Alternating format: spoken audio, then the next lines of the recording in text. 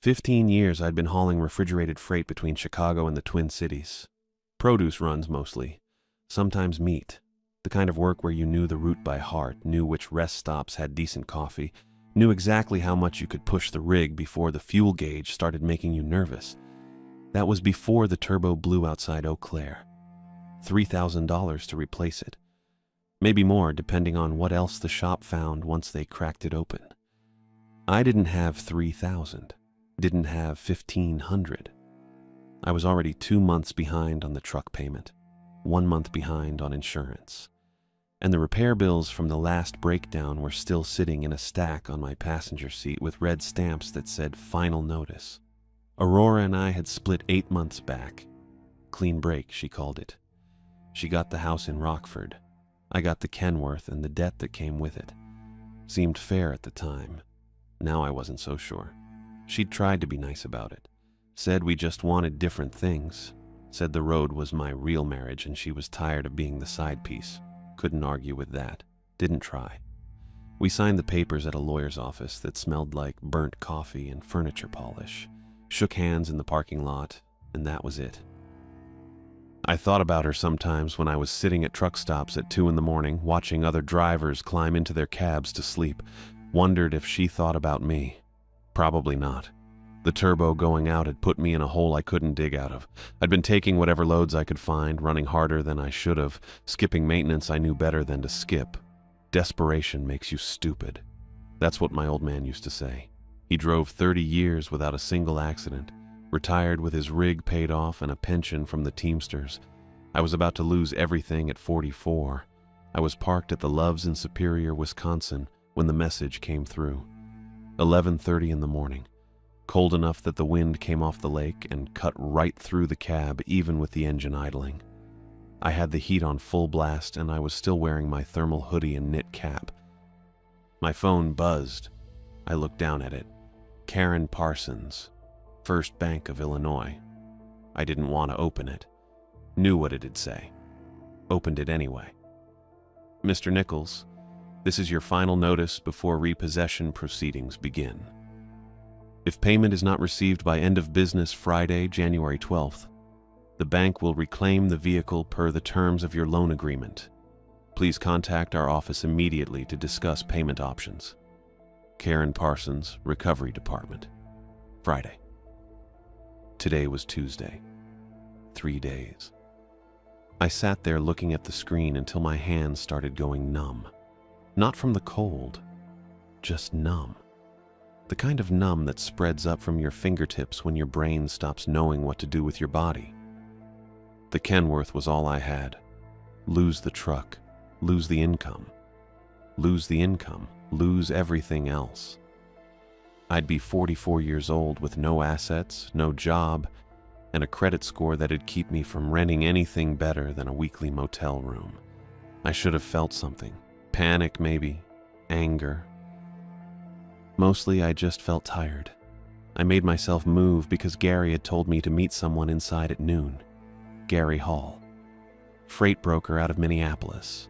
We'd worked together on and off for 5 years. He wasn't a friend exactly, but he wasn't not a friend either. The kind of guy who'd get you a load when you needed one and then ghost you for 3 months. He'd called me yesterday while I was sitting in a Perkins parking lot trying to make a cup of coffee last 2 hours. "Got something for you," he'd said. "Special job, good money." How good? Good enough you don't ask questions. That should have been a red flag. I knew that. But when you're staring down repossession in 3 days, red flags start looking like opportunities. "What's the freight?" I'd asked. "Recovery work. Client will explain when you meet him." "Where?" "Loves in Superior. Tomorrow noon. Ask for Tommy." "Tommy who?" "Just Tommy, he'll find you." Then Gary hung up. I'd spent the rest of yesterday and all of this morning telling myself I wouldn't go. Whatever Gary was setting up, it wasn't going to be clean work. You didn't meet clients at truck stops for clean work. You didn't avoid names and details for clean work.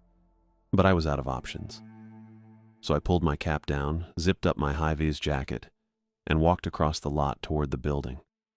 The wind off Superior hit me the second I stepped out of the cab. January in Wisconsin, 30 below with the wind chill. My breath came out in clouds and my eyes started watering before I made it halfway to the door. Inside smelled like diesel, fried food, and the industrial cleaner they used on the floors. A handful of drivers stood around the coffee station. A couple more sat in the booths near the windows, staring at their phones. Nobody looked up when I walked in. I went to the counter. The clerk was a kid, maybe 20, with acne scars and a name tag that said Brandon. "Help you?" he asked. "Looking for Tommy." Brandon's expression didn't change. He pointed toward a hallway past the restrooms. "Office in the back. He's waiting." "Thanks." I walked past the bathrooms, past a storage closet, to a door at the end of the hall that didn't have a sign. Just a door. I knocked. "Come in," someone said. The office was smaller than a sleeper cab. Metal desk, 2 chairs, a filing cabinet that looked like it hadn't been opened since the 90s. No windows. Fluorescent light overhead that buzzed just loud enough to notice. The man behind the desk was big. 6'2", maybe 225. Iron gray hair cut military short. Broad face, small eyes, thick neck. He wore a clean work jacket with a reflective stripe across the chest, and his hands were folded on the desk in front of him. "Teddy Nichols," he said. Not a question. A statement. "Yeah," I said. "Sit." I sat. He didn't introduce himself. Didn't shake my hand. Just looked at me for a long moment, then slid a plain white envelope across the desk. "5,000, he said. "Cash. Half now, half when you deliver." I stared at the envelope. Didn't touch it. "Gary said you'd explain the job. I'm explaining it now." His voice was low and deliberate. Every word came out like he'd planned it ahead of time. "You'll pick up a sealed trailer in Duluth. Address is on the sheet. You'll drive it to an abandoned pulp mill outside Seney, Michigan. You'll arrive before sunrise. You'll leave the trailer in the loading bay and walk away." He slid a folded piece of paper across the desk next to the envelope. Old paper. Creased. The kind you'd find in the back of a file cabinet. "That's it?" I asked. "That's it." "What's in the trailer?" "Sealed." "Who's the client?" "North Span Salvage." "Never heard of it." "You don't need to." I looked at the envelope again. 5,000. 2,500 now. 2,500 on delivery. Enough to make the truck payment, cover the turbo, maybe get current on insurance. Enough to buy 3 more months. "Why me?" I asked. Tommy's expression didn't change. "Gary said you were reliable. Said you needed work. Said you don't ask too many questions." "I'm asking now." "And I'm answering. You pick up the trailer, you deliver it, you get paid. Simple job." It wasn't simple. I knew that. Nothing about this was simple. Tommy leaned back in his chair. "You want the work or not?" I thought about Karen Parsons and her message. Thought about the Kenworth sitting outside with a blown turbo and 2 months of missed payments. Thought about Aurora and Rockford, probably not thinking about me at all. Thought about being 44 and starting over with nothing. "Yeah," I said. "I want it." Tommy pushed the envelope and the paper toward me. I picked them up. The envelope was thick. The paper felt brittle. "Trailers at a yard off Grand Avenue in Duluth. Address is on the sheet. Gate code 2. You'll leave tonight. You'll drive straight through. No stops except fuel. You'll arrive at the mill before sunrise. Understood?" "Understood." "Good." He stood up. I stood up. Still no handshake. He just looked at me with those small brown eyes and nodded once. "Don't open the trailer," he said. Then he walked past me and opened the door. I left. I got back in the truck and let the engine run for a minute. 5,000 in cash sat in the envelope on my passenger seat, half of it anyway. The turbo was still blown. The clock on the dash said 12:43. Duluth was about an hour south. Maybe less if I didn't hit traffic, which I wouldn't. Not this time of year, not midweek. I pulled out of the Love's lot and got back on Highway 2 heading west toward Superior, then caught I-535 south. The road was clear. Salt had done its job, just wet pavement and the occasional ice patch where the plow had missed. I told myself it was just another run. Weird client, weird delivery time, but the cash was real. I'd felt it. Tommy had been strange but not dangerous. Didn't threaten me, didn't even raise his voice. Just handed me an envelope and told me where to go. People paid extra for overnight runs all the time. For sealed freight, too. Sometimes it was legal trouble. Sometimes it was just companies being paranoid about their competitors. I'd hauled plenty of loads I never saw inside. That was normal. The fact that I couldn't afford to turn it down didn't make it a bad job, just made it necessary.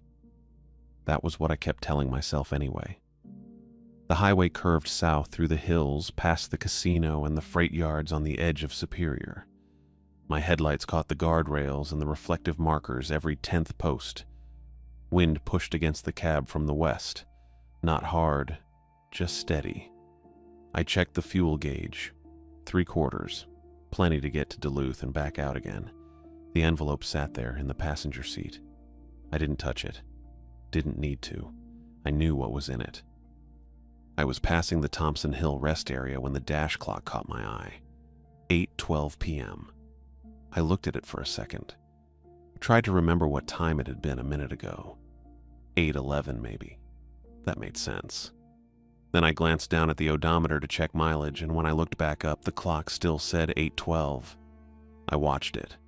Waited for it to roll over to 8:13. It didn't. Then it did. But it went backward. 8:12 again. I blinked. Rubbed my eyes with one hand and kept the wheel steady with the other. The clock stayed on 8:12 for another 3 or 4 seconds, then jumped forward to 8:13 like nothing had happened. Electrical trouble. Had to be. The truck was 15 years old and I'd been pushing it hard for the last 8 months. The alternator had gone out in October. The battery was original. Probably needed replacement. And now the turbo was blown, so who knew what else was starting to fail. A digital clock glitching wasn't even in the top 5 problems I had with this rig. I kept driving. 10 minutes later, the GPS started acting up. I had it mounted on the dash in a little suction cup holder Aurora had bought me 4 Christmases ago. Garmin, the trucking model. It knew bridge heights and weight limits and could route around low clearances. I'd plugged in the Duluth address before I left Superior. Just the street Tommy had written down. Grand Avenue. The GPS had locked on fine, showed me taking I-535 straight down into Duluth, then a left onto Grand, then the yard, about a mile in. Simple. But now the route was changing. The blue line started looping. It told me to take exit 13, then immediately told me to take exit 12, then 13 again, then 12. I was still on the highway. Hadn't taken either exit. But the GPS kept recalculating, showing me going in circles even though I was moving forward in a straight line. I glanced at the road. Still I-535. Still heading south. No curves, no exits coming up for another 2 miles. I tapped the GPS screen. It didn't respond. I turned it off, waited 5 seconds, turned it back on. Same thing. The blue line looped around exits 12 and 13 over and over, like I was stuck in some kind of routing glitch. Fine. I pulled out my phone. Full signal. 4 bars. LTE. I opened the Maps app and typed in the Duluth address again. The app loaded, showed my location, then froze. I watched the little blue dot just sit there, not moving, even though I was doing 60 down the highway. I closed the app, reopened it. Same thing. I tried the browser, opened Google, typed in Duluth Grand Avenue. The page wouldn't load, just spun and spun. I checked the signal again, still 4 bars. I set the phone down, probably a tower issue, or the cold. Phones did weird things in cold. Batteries drained fast, screens froze up, connections dropped. I didn't need the GPS anyway. I knew how to get to Duluth. Just stay on I-535 until it hit the city, then find Grand Avenue. I had the gate code written on the paper Tommy gave me. I'd be fine. Except the exits kept coming up wrong. I passed exit 13, then I passed exit 12. Then I passed exit 13 again. I slowed down, checked the signs, exit 13. Belknap Street. I knew that exit. I'd taken it before, years ago, hauling a load to a distribution center off Belknap. I kept driving. A minute later, exit 12, Boundary Avenue, then exit 13 again. I wasn't turning around. I wasn't looping back. The road was straight, the lanes were clear, and I was moving forward the whole time. But the exits kept repeating. My hands were tight on the wheel. I loosened them, flexed my fingers. This was wrong. Not electrical trouble. Not a glitch. Something else. I thought about pulling over. Maybe stopping at a gas station, getting out, clearing my head. But the job was on a clock. Tommy had said leave tonight, arrive before sunrise. I didn't have time to stop and figure out what was happening. I just needed to get off the highway. I took the next frontage road I saw. No sign. Just an exit ramp that curved off to the right. 2 lanes wide. Cracked asphalt with snow piled on the shoulders. The GPS didn't say anything. My phone was still frozen. I followed the ramp down and it flattened out into a straight road running parallel to the highway. No streetlights, just my headlights cutting through the dark. The road was empty. No other cars, no buildings. Just trees on both sides, bare and black against the sky. I kept the speed at 40, watched the road. Then I saw the cone.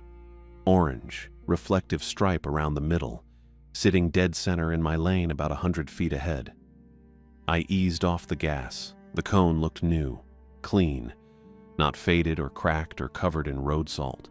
Just bright orange plastic sitting there like someone had just set it down. I glanced in the mirrors. Nothing behind me. Nothing on the shoulder. I looked ahead again. There was a man standing behind the cone. He had his back to me, arms at his sides, wearing a jacket with a reflective stripe across the shoulders. The same kind Tommy had worn. I didn't slow down. I don't know why. Maybe because stopping felt worse. Maybe because I wanted to see what would happen. The cone got closer. The man didn't move. I hit the cone doing 35. The impact was wrong. It should have been light, plastic. A little thunk and then it's gone, crushed under the tire or bounced off to the side. This was heavy, solid. The whole truck shuddered. I felt it in the wheel, in the seat, in my chest. I hit the brakes. Not hard, just enough to slow down. I checked the mirrors. The road behind me was empty. No cone, no man, just dark pavement and the faint glow of my taillights. I stopped the truck, sat there for a second, listened to the engine idle. My hands were shaking. Not much, just enough that I noticed. I put the truck in park, left it running. I didn't get out. Didn't want to see what I'd hit. Didn't want to know. This wasn't just another run. Tommy had known that. That was why he'd paid me half up front, why he'd told me not to ask questions, why he'd picked someone desperate enough not to care. I looked at the envelope on the passenger seat. $2,500. Enough to keep the truck another month. Maybe 2 if I stretched it. I put the truck back in drive. The yard was close now. Maybe 10 minutes. Maybe less. I didn't know what I was picking up. Didn't know what I'd hit. Didn't know if the man in the reflective jacket had been real or if I was losing it. But I knew I was going to finish the job. I pulled back onto the road and kept driving toward Duluth. The frontage road dumped me back onto a regular street with working traffic lights. Grand Avenue. I didn't need the GPS for that part. The yard was 2 blocks down on the left, exactly where the paper said it'd be. Chain link fence. Maybe 10 feet high with razor wire coiled along the top. Floodlights every 30 feet throwing hard white light across gravel and stacked containers. A small guard shack sat just inside the gate with one window glowing yellow. I pulled up to the keypad, rolled down my window, and punched in the 6-digit code Tommy had written down. The gate rolled open without a sound. I drove through slow, scanning the lot. 3 rows of containers on the right, some rusted, some with faded shipping logos I didn't recognize. On the left, a few box trailers parked in a line. And straight ahead, staged by itself near the back fence, a white refrigerated trailer already hooked to a dolly. Brand new 5th-wheel coupler, no rust, no road grime. The trailer itself looked older, maybe 10 years, but clean. White panels, no company markings, just a serial number stenciled in black near the rear doors. The doors had a padlock, also new. Brass finish catching the floodlight, no scratches on the shackle. I pulled up alongside and put the truck in park. Left it running. The blown turbo made the idle rough, a faint rattle under the hood that hadn't been there a week ago. The guard shack door opened. A woman stepped out. Thin build, maybe 5'8", wearing a security uniform that looked 2 sizes too big. Black hair tucked under a cap, pale skin, long nose. She didn't walk toward me, just stood there by the shack with her hands in her coat pockets. I waited. She didn't move. I shut off the engine and climbed down. My boots hit gravel and the cold went straight through my jeans. The wind had died down, but the air still had teeth. She watched me walk over. Didn't say anything when I stopped a few feet away. "I'm here for the trailer," I said. She nodded once, pulled one hand out of her pocket and pointed toward the shack. I looked. There was a piece of paper taped to the outside of the window. Old sheet folded twice with clear packing tape holding it against the glass. "That's for you," she said. Flat voice. No accent I could place. I walked over and pulled it down. The tape came off easy, leaving a small square of residue on the glass. The paper felt soft, creased like it had been folded and unfolded a bunch of times before someone decided to tape it up. I unfolded it under the shack's exterior light. Typed, single-spaced, no header, no logo, just a list. Operational guidelines. Read before departure. 1.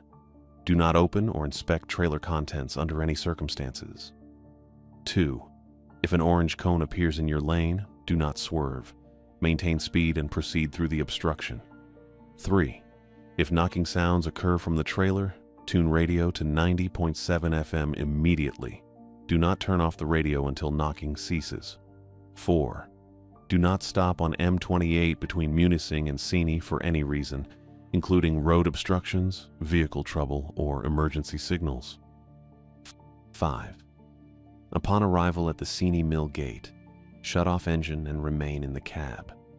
Wait for 3 audible horn sounds before exiting the vehicle. 6. Failure to comply with these guidelines will void your contract and payment. I read it twice. The woman stood a few feet away, watching, not moving, not speaking, just watching. "This a joke?" I asked. She didn't answer. I looked back at the paper. The type was clean, printed on an inkjet probably. Someone had gone through the trouble of writing this out, printing it, folding it up, and taping it to a guard shack window in a Duluth freight yard at night. The cone thing, Rule 2. I'd already hit one. Felt it shudder through the frame, heavy and wrong. Saw the man standing behind it, then saw nothing in the mirror. My hands were steady holding the paper, but my chest felt tight. "You read it?" the woman asked. "Yeah." "All of it?" "Yeah." She nodded, pulled a small flashlight from her coat and clicked it on, aiming the beam at the trailer. "It's ready. Dolly's set, kingpin's locked, glad hands are connected. Reefer's off, but it's charged." I folded the paper and stuck it in my jacket pocket. "I need to sign anything?" "No." "Paperwork?" "No." "BOL?" "No." She turned off the flashlight and put it back in her pocket, looked at me with gray eyes that didn't blink much. "You good to go?" I thought about the envelope in my truck. $2,500 bills in there, rubber banded in stacks of 500. Enough to keep the Kenworth another month, maybe 2. Enough to get the turbo fixed and the insurance current. I thought about Karen Parsons and her voicemail. Repossession proceedings will begin if payment is not received by end of business Friday. 3 days. I looked at the trailer. White panels, clean welds, new padlock. "Yeah," I said. "I'm good." She stepped back toward the shack without another word. I walked back to my truck, climbed in, and started the engine. The cab was still warm. I pulled forward slow, lining up the fifth wheel, and backed under the trailer.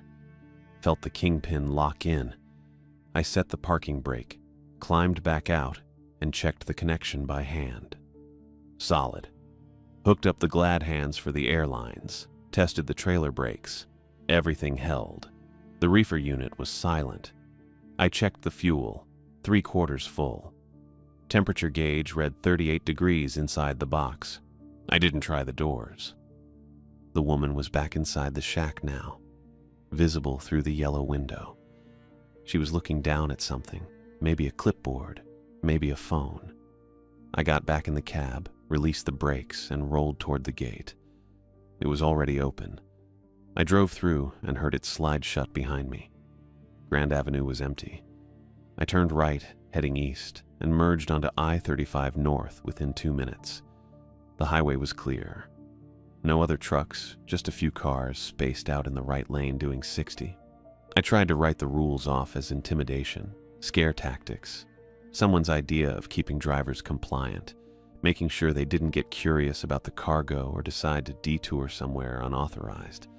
But I kept seeing the cone, kept feeling the impact, the way it didn't crumple or bounce, the way it hit solid, the way the man standing behind it just disappeared. I pulled the folded paper out of my pocket at the next straightaway and set it on the passenger seat next to the envelope. Didn't read it again. Didn't need to. I'd memorized it already.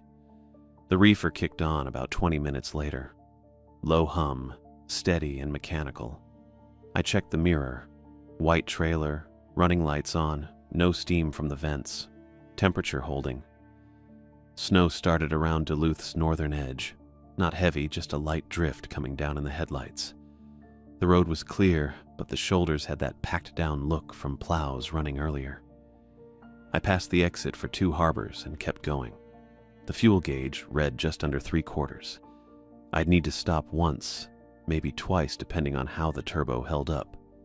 The blown bearing was eating efficiency, dragging my MPG down from 6 to maybe 4.5. I figured I could make it to Ironwood on what I had. Maybe push through to Wakefield if the numbers held. After that, I'd need fuel regardless. The highway curved northeast, following the lake. I couldn't see the water, but I knew it was out there, black and frozen along the edges. Superior in January. I'd driven this route maybe 30 times over the years, hauling produce or frozen goods to UP distribution points. Never at night. Never with a trailer I wasn't allowed to open. The radio was off. I didn't turn it on. Rule 3 kept sitting in my head. The tapping started around Wakefield. 3 knocks, slow, measured. Not random rattling or cargo shifting. 3 distinct taps from inside the trailer, spaced maybe 2 seconds apart. I checked the mirror. The white box sat there under the running lights, same as it had for the past hour. Steam rose from the reefer vents now. The unit was working, keeping whatever was inside at 38 degrees. The taps came again. Same rhythm. 1, 2, 3. I pulled the instruction sheet off the passenger seat. My hand wasn't shaking, but it wasn't steady either. Rule 3. If knocking sounds occur from trailer tune radio to 90.7 FM immediately and do not turn off until knocking ceases. The radio had been off since Duluth. I switched it on and turned the dial. Static first, then a country station, then more static. I found 90.7 and stopped. I expected music. Maybe some kind of interference signal or white noise.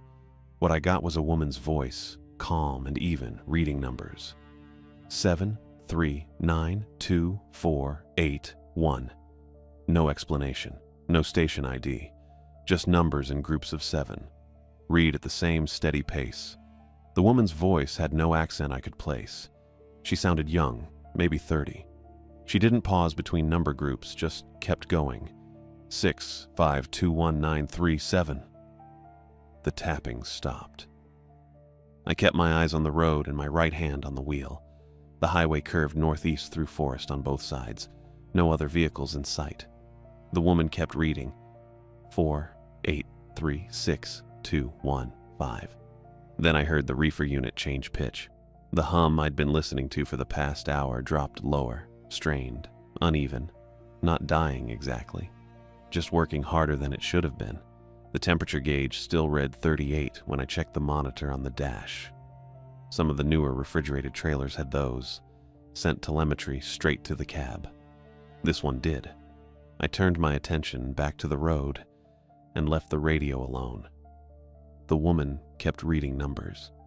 The reefer kept running with that new, lower tone. I didn't look in the mirrors as much after that. Just watched the center line and the edge of the pavement where the plow had left a ridge of packed snow. The fuel gauge read half. I'd passed Ironwood 20 minutes back without stopping. Wakefield was behind me now, too. Next town of any size would be Watersmeet, then nothing until I hit US 2 and turned east toward Manistique. 3729146. I drove. The sky cleared somewhere past Watersmeet. Clouds thinned, and I could see stars through the windshield, cold and sharp. The woman on the radio had stopped reading numbers maybe 10 minutes prior. Now it was just static, low and constant. I didn't turn it off. Rule 3 said not to turn it off until the knocking ceased, and I wasn't sure the knocking had ceased or just paused. I merged onto US 2 heading east, and the road opened up. 2 lanes, recently plowed, with snowbanks on both shoulders. The forest pulled back a little here. I passed a closed gas station, then a bar with 3 trucks in the lot, then nothing. I started thinking maybe the rules were just scare tactics, anti-theft theater, a way to keep drivers from getting curious about the cargo or making unauthorized stops. Tommy had the look of someone who'd done security work. Private military, maybe. The kind of guy who'd write up a list of rules designed to intimidate. The cone had been real. I'd felt the impact, but I'd been tired and the GPS had been malfunctioning, and maybe I'd hit a chunk of ice or road debris that just happened to be sitting there. The man in the reflective jacket could have been a shadow or a trick of the headlights. Then I passed the billboard. It was on the right side of the highway, sun-faded and peeling. Big letters advertising pasties and fireworks with a cartoon mascot. Some kind of bear or badger holding a sparkler. There was a bullet hole through the mascot's smile. Clean, round hole, probably a rifle shot. I'd seen that billboard before. Years ago, hauling frozen chicken to a distributor in Escanaba. It had been daytime then, and the bullet hole had made me smirk because it was such a UP thing. Shooting road signs for entertainment. I kept driving. The odometer ticked forward. 23 miles, 24, 25. Then I saw the billboard again. Same side of the highway. Same faded colors. Same bullet hole in the same spot, right through the mascot's smile. I checked the odometer. It was still climbing. 26 miles. 27. The numbers moved forward like they were supposed to. But the billboard had repeated. I looked for the mile markers. The green reflective signs the DOT put up every mile, usually on the right shoulder. I spotted one coming up and slowed to 40 to read it. Mile marker 312. Black smear on its face, probably where someone had thrown a slushie or spilled coffee out their window. I memorized it, the number and the smear. 10 minutes later, I passed mile marker 312 again. Same black smear. Same position on the right shoulder. The odometer kept climbing. 31 miles. 32. But the markers were looping. I didn't stop. Rule 4 said not to stop on M28 between Munising and Seney for any reason, but I was on US 2, not M28. Still, I wasn't stopping. I pulled out the instruction sheet again at the next straightaway and studied it while keeping one eye on the road. The rules didn't say anything about repeating mile markers or looping highway sections. Just the cone, the knocking, the no-stops policy, and the mill gate procedure. The fuel gauge read just above a quarter tank. I'd need to stop for diesel soon, but not here. Not while the road was doing this. I started looking for county roads. Anything that would break the pattern. The map in my head said there should be turnoffs between here and Manistee. Small routes that connected to logging roads or led to lake access points. I'd never taken them, but I'd seen the signs. The first one appeared maybe 5 miles later, County Road 441, unmarked except for a small green sign. I slowed and took the turn. The road was narrower, 2 lanes but barely, with trees pressing close on both sides. No streetlights, no other vehicles. I kept my speed at 35 and watched for ice. It worked.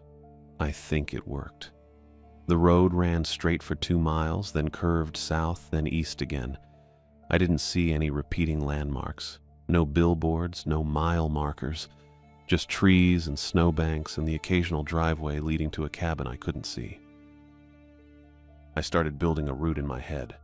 County roads connecting to other county roads, working my way east and slightly north until I hit M28, which would take me straight to Seney. It'd add time, maybe an hour, but I'd still make it before sunrise. The job said straight through with no stops except fuel, but it didn't say I had to stay on US 2.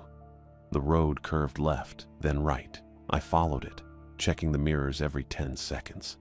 The reefer was still running with that lower strain tone, but the temperature held at 38. Then the road bent again and I saw the cone, orange, reflective stripe, sitting in the center of my lane about 70 feet ahead. I slowed without meaning to. The truck dropped from 35 to 20 in the space of maybe 3 seconds. My foot hovered over the brake. Rule 2. If an orange cone appears in lane, do not swerve and maintain speed through obstruction. But this wasn't the highway. This was a county road in the middle of nowhere, and the cone was right there, and I had time to stop or go around it. I looked in the mirror. The road behind me was empty. I looked ahead. The cone sat there, clean and new, exactly like the first one. My hands tightened on the wheel. This wasn't about the cargo anymore, or the money, or keeping the truck. This was a test, or a trap, or something I didn't have a name for. And the decision I made here mattered more than I'd understood when Tommy slid that envelope across the desk. I turned the wheel right, just instinct. Get around the obstacle, keep moving. The wheel fought me. That's the only way I can describe it. I cranked right and the truck didn't respond. The tires felt locked in place, stuck in invisible ruts, forcing me straight ahead. I pulled harder, shoulders tensing, and the wheel gave maybe half an inch before catching again. My foot hovered over the brake. 70 feet became 60, then 50, and that's when the headlights caught it. A cable. Stretched across the road at windshield height, running tree to tree. Steel, probably, maybe a quarter-inch thick. Both ends disappeared into the dark where the pines crowded the shoulder. The cone sat directly beneath it, marking the center point. If I'd swerved. If the wheel had turned. The cable would have hit the windshield at 35 miles per hour. Maybe shattered the glass. Maybe caught me across the throat through the opening. I didn't know. I didn't want to know. I yanked the wheel back left, overcorrecting, aiming dead center at the cone. The impact felt like hitting a concrete pylon. The entire truck stopped. Not slowed. Stopped. The seatbelt locked across my chest and yanked me back into the seat hard enough that my ribs compressed and the air punched out of my lungs. My hands stayed locked on the wheel. The trailer lurched forward behind me and I felt the whole rig shudder, the fifth wheel groaning, glad hands straining. The engine didn't stall, but it dropped to idle, rattling worse than before. I sat there, chest aching where the belt had caught me, breathing shallow. The cone stood upright in front of the bumper. Hadn't moved. Hadn't crumpled or bounced or rolled away. Just stood there, clean and orange with that reflective stripe catching my headlights. Then it tipped over, on its own. No wind, no contact. It just fell sideways to the left, slow and deliberate, and landed in the gravel with a soft scrape. The truck started rolling forward. I hadn't touched the gas. The brake was still partially engaged. But the Kenworth moved anyway, crawling at maybe 2 miles per hour, tires crunching over the spot where the cone had been. I checked the mirrors. Behind me, the cable went slack. Both ends dropped into the ditch on either side of the road, disappearing into the snow and dead grass. I pressed the brake all the way down. The truck stopped. My hands were shaking again. Worse this time. I looked at the paper on the passenger seat. Rule 2. If an orange cone appears in your lane, do not swerve. Maintain speed through obstruction. Maintain speed, not slow down, not stop. Drive straight through at 35 miles per hour and let whatever happens happen. I'd slowed to maybe 10 before impact, maybe less. And the cone had still felt solid enough to stop a 15-ton rig. I put the truck in reverse, backed up 20 feet, then pulled forward again and kept going. The county road continued east. I didn't see the cable anymore. Didn't see the cone. Just trees and darkness and the white line down the center of the pavement. My chest hurt. Not bad. Just a dull ache where the belt had locked. I'd had worse. Fender bender outside Rockford 2 years back. Some kid in a Civic who didn't check his mirror. That had left bruises for a week. This would probably do the same. I drove for another 10 minutes, took the next county road north, then merged back onto US 2 heading east. The reefer was still running, temperature still read 38. The static from 90.7 FM kept playing through the cab, low and constant. I didn't turn it off. The highway felt normal again. I passed a rest area, dark and closed for the season. Passed a billboard for a casino in St. Ignace. The mile markers climbed in order. 41, 42, 43. No loops, no repeats. I started treating every cone like a wall. That was it. New rule. Personal rule. If I saw orange with a reflective stripe, I aimed straight for it and didn't slow down. Didn't matter if it made sense. Didn't matter if my brain screamed at me to swerve. The rules said maintain speed, and I'd seen what happened when you didn't.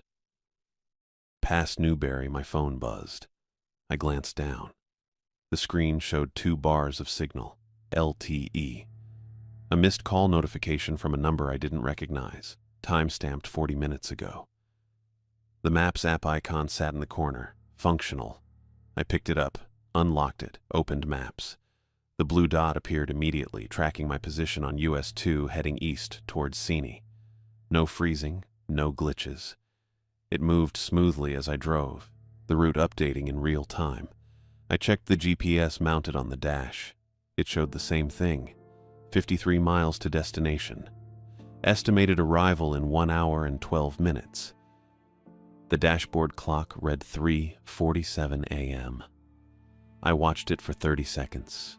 It advanced to 3:48. Everything worked.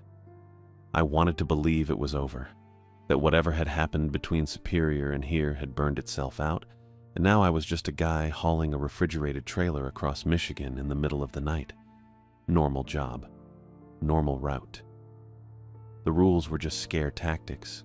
The cone was some kind of mechanical trick, and I'd get to Seney, drop the trailer, collect the other 2,500 and drive home. I wanted to believe that. Then the knocking started again. Harder this time. Not 3 measured taps. This was a steady rhythm. Bang, bang, bang, pause, bang, bang, bang, pause. Like someone hitting the inside of the trailer with a wrench or a fist. The sound came through clearly over the engine noise and the static from the radio. I checked the mirror. The trailer looked the same.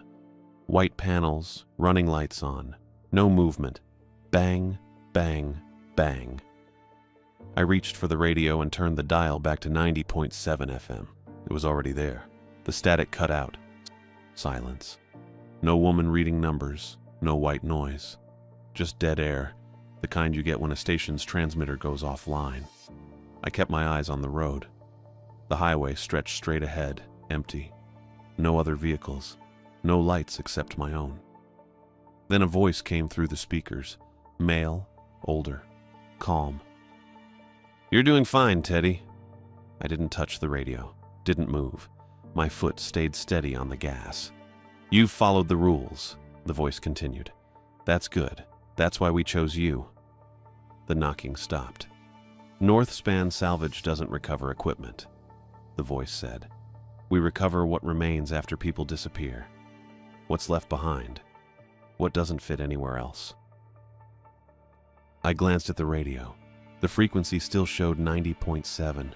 The signal strength indicator didn't move.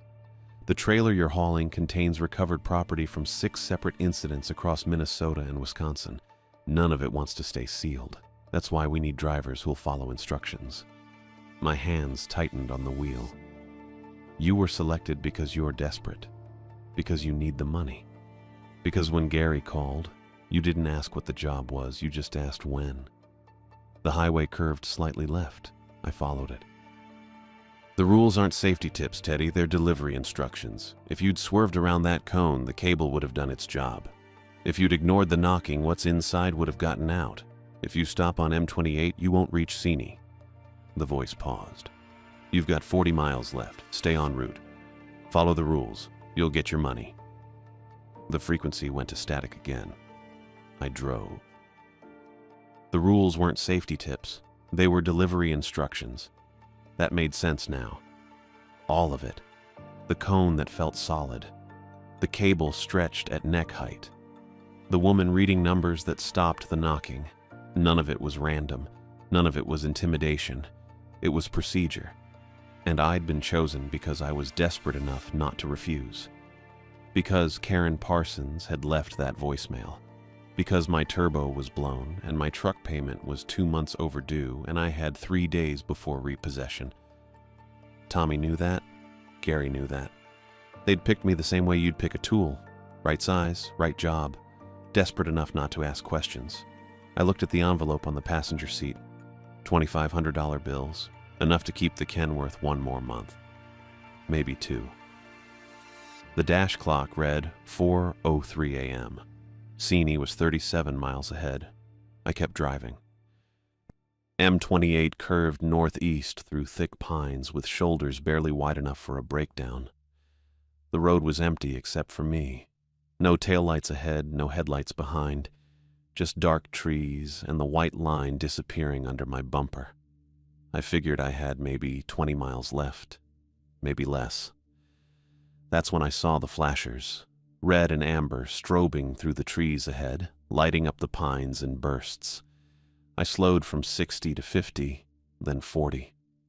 The road bent left, and there it was. A semi jackknifed across both lanes, cab angled into the ditch on the right, trailer blocking everything except maybe 2 feet of shoulder on the left side. Hazard triangles were laid out behind it. Perfect spacing, exactly how you're supposed to set them up. One at 10 feet, one at 100, one at 200, all 3 glowing orange in my headlights. A man stood beside the cab, waving both arms over his head. I put my foot on the brake. Then I saw the cones. Orange, clean, reflective stripes catching my headlights. 6 of them lined up along the shoulder, leading around the left side of the jackknife trailer. They looked like breadcrumbs. Like someone wanted me to follow a specific path. My chest tightened where the seatbelt had locked earlier. I looked at the waving man again.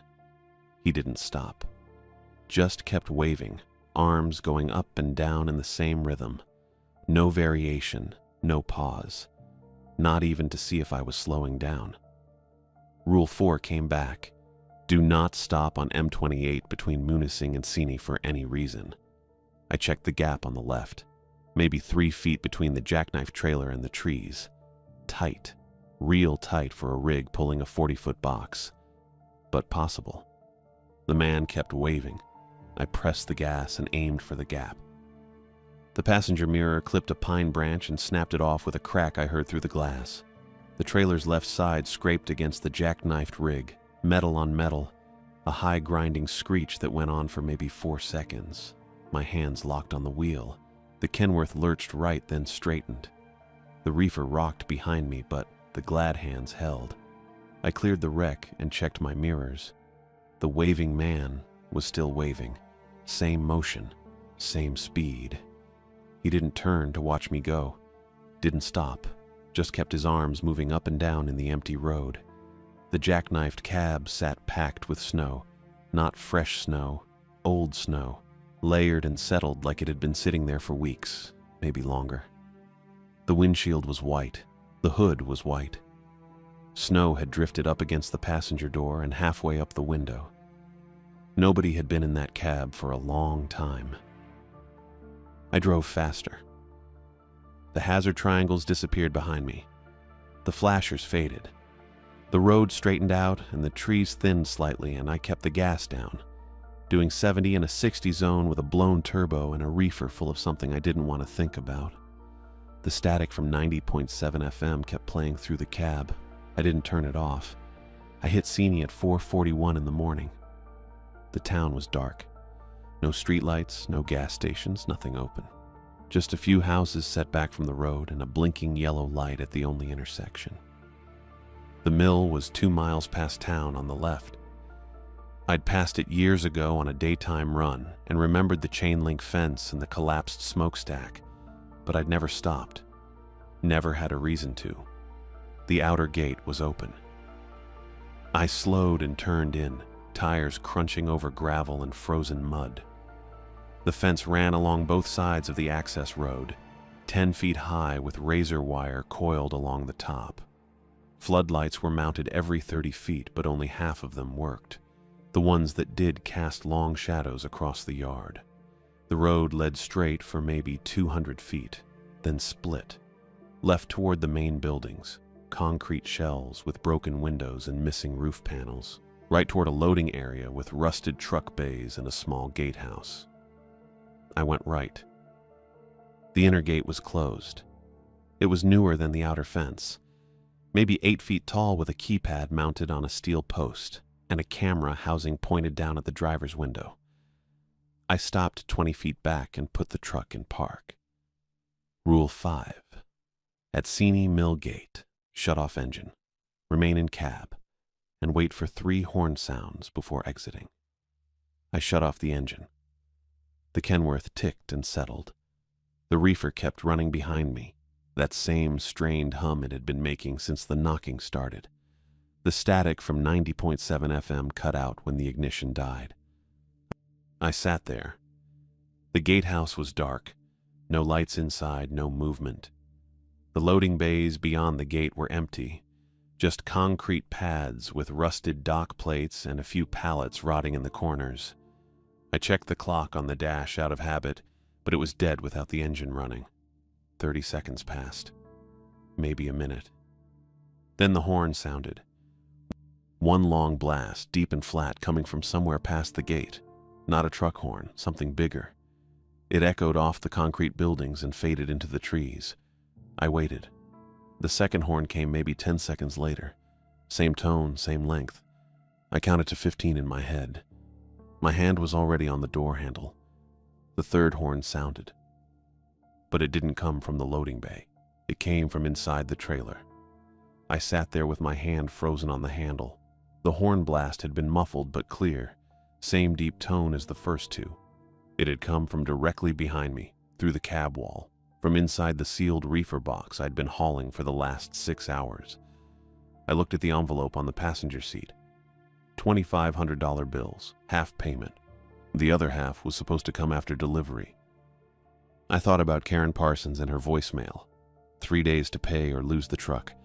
I thought about the waving man on M28 who didn't stop waving. The cone that felt solid. The cable stretched across the county road. The voice on 90.7 FM that knew my name. I thought about what the voice had said. The trailer contains recovered property from 6 separate incidents. None of it wants to stay sealed. The gate was still closed.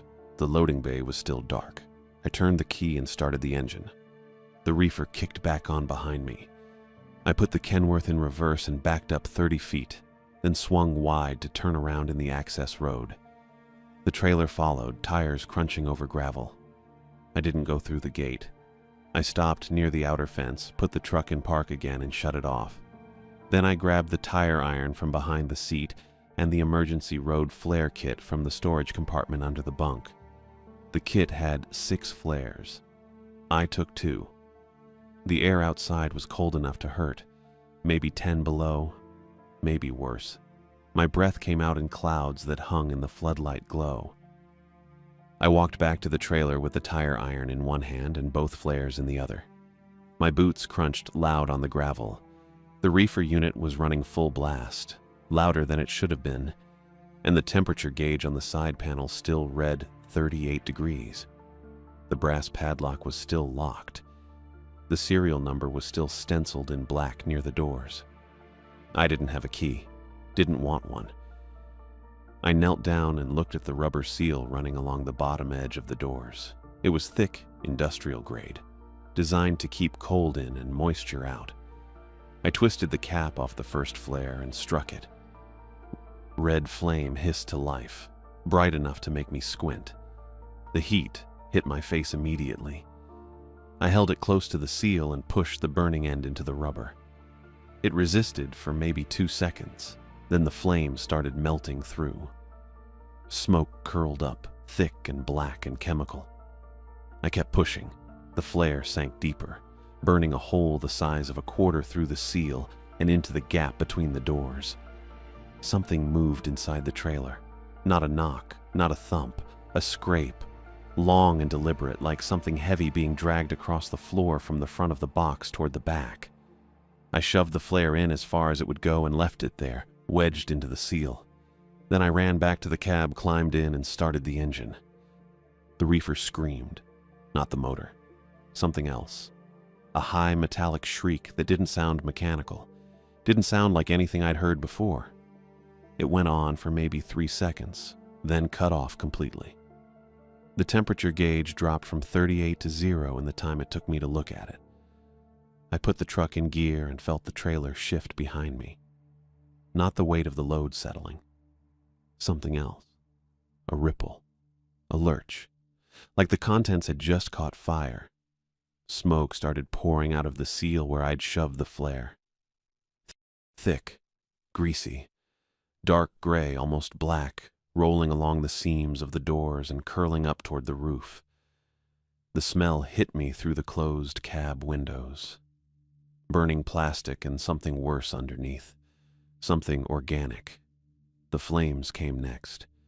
They rolled along the seams, low and fast, spreading from the bottom seal to the sides and top like liquid fire. The white panels started blistering. The paint bubbled and peeled. Something slammed against the doors from inside, hard enough to rock the whole trailer. The glad hands strained. The fifth wheel groaned. The reefer unit gave one last metallic scream and died completely. I dragged the truck forward, felt the trailer resist, then lurch into motion behind me.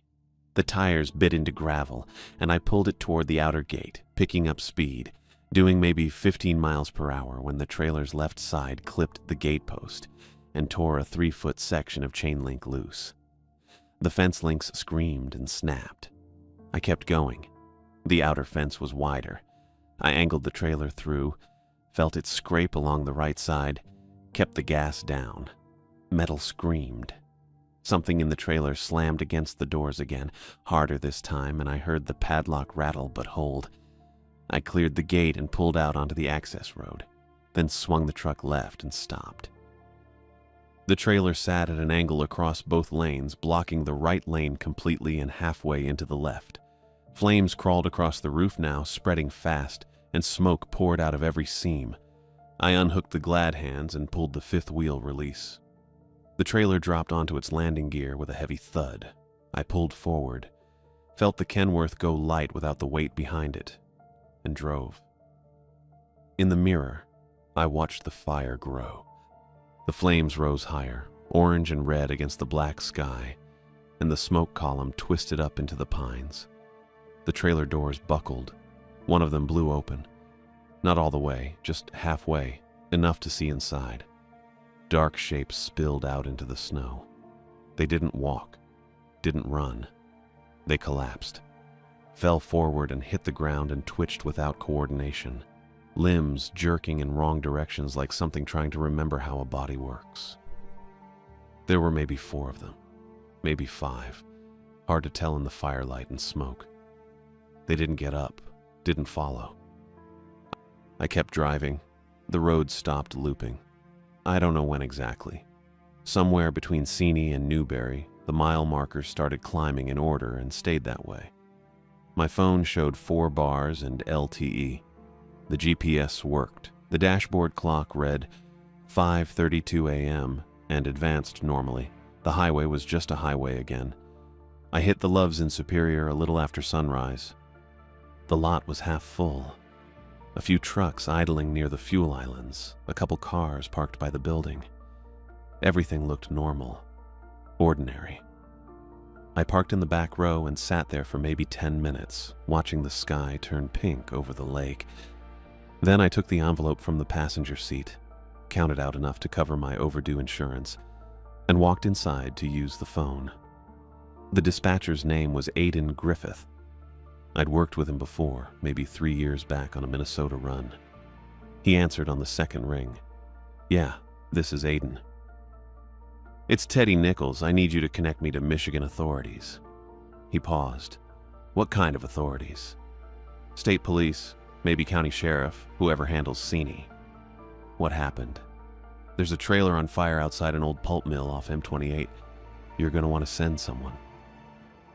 Aidan was quiet for maybe 3 seconds, then, "You okay?" "Yeah." "You want me to log this as an accident report?"